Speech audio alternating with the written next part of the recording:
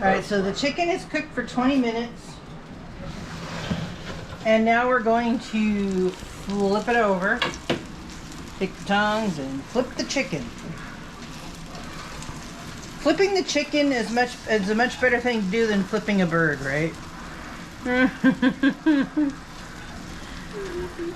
it depends what kind of mood you're in.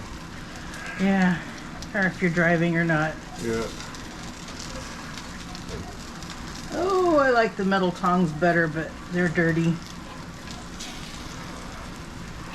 I have lots of tongs. This is easier when you cook a lot.